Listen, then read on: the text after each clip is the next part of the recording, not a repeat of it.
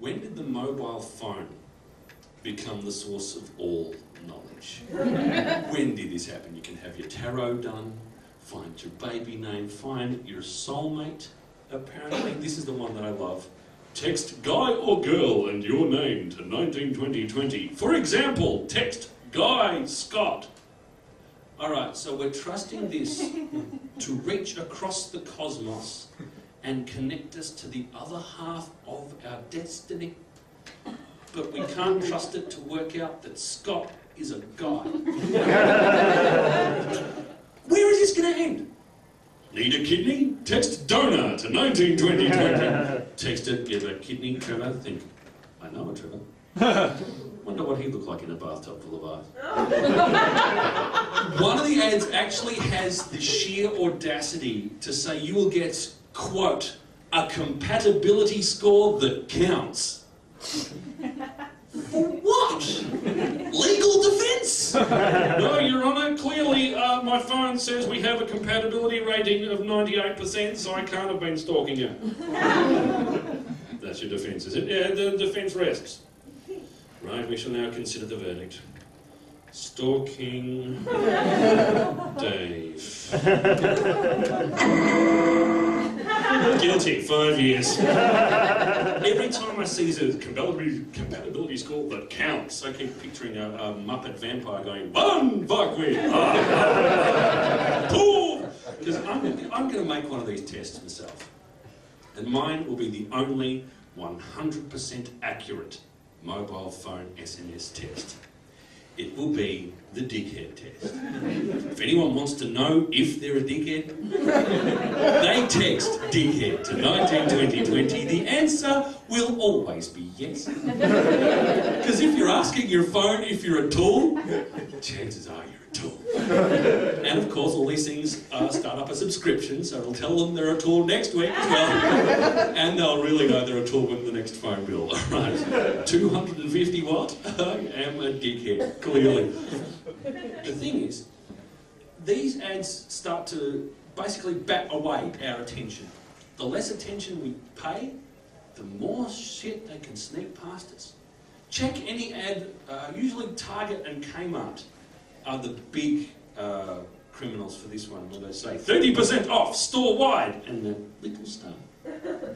And that little star connects to a message down the bottom that says, exclusions apply, which means the rest of the ad has just been rendered utterly meaningless, because they can exclude whatever they feel like.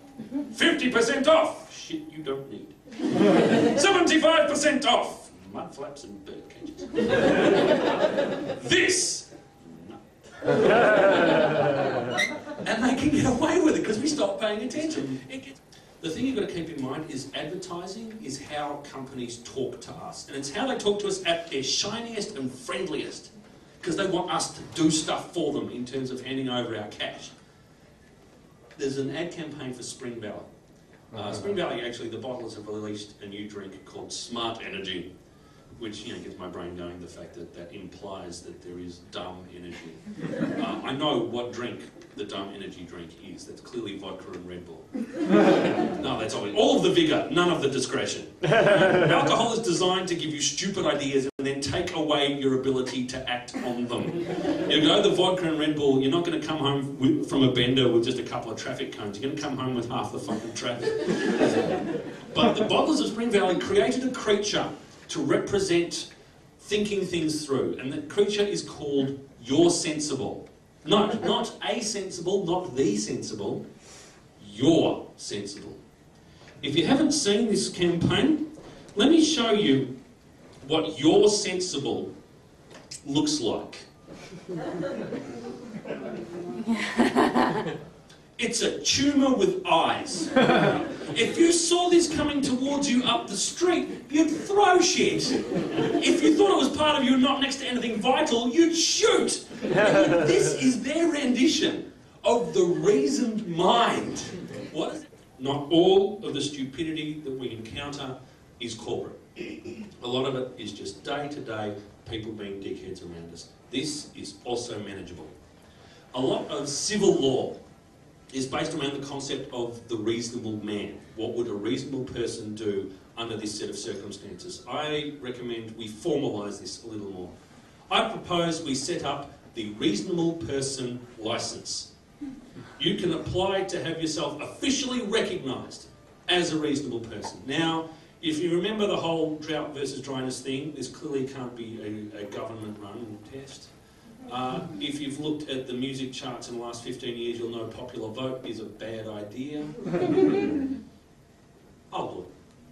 I've got some time, I'm sure I can hang something out. It's going to be very simple. It will be a multiple choice quiz, because we're not after geniuses or saints, just after reasonable people. And for each question there will be 3 options. The right answer, the wrong answer, and the word whatever.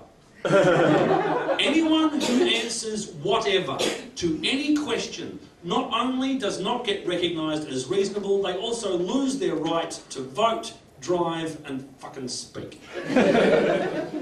For those of us who get the reasonable person licence, and trust me, by being here tonight you're all well ahead of the game, each of us will receive a laminated card with a good photo and a small bag of rocks. And if anyone is being a tool around you at any time, whack! Bit of instant justice to the back of the head. Now, some dickheads will learn to duck. George W. Bush was the perfect example of this. I can't believe that the guy who threw the shoes got 3 years jail, because straight after that incident, that brand of shoes was selling like wildfire across the Middle East. This is absolutely true. And he would have been the perfect advertiser for them. Comfortable and aerodynamic. Show your contempt in style with Dub Duckers. So, you might run it. You don't think you have to use officially sanctioned rocks if you run out. If you want to bling it up a bit, go with marbles. Whatever's handy will do. Hubcap, chair, other dickhead, whatever you can find. There might be 1 or 2 of you thinking that the willingness to throw rocks at your fellow citizens actually precludes you from being a reasonable person. To you, I would say, shut up. We'll talk about this after the show. All sorts of situations. Picture it. You're in a queue at the shops. 2 people ahead, 2 people behind. Shop assistant is on the phone, and the last thing they've said is, yeah, last weekend's party was grouse, but next weekend, whack! Yeah, it was great to catch up. You're driving, pedestrian pushes the lights, crosses the road immediately, so they are 30 metres down the road by the time the lights change, stopping all the traffic. Round the corner, whack! Drive by. Or, if you use the tram more often, you're on the tram in peak hour, someone has forgotten what deodorant is for. Whack! Whack! 1 for each armpit. You're in the cinema and someone has answered their phone. Roll a fucking boulder at them. Make it look like a bollock has dropped from Atlas's godly shorts and landed directly in seat 5A at the Hoyts. Alright? People can leave their phone on by accident. It's forgetful. We've all done it. Once someone answers the phone, they are not forgetful. They are an asshole. And as an asshole, they should be flattened, rolled up and posted somewhere unpleasant. Twice.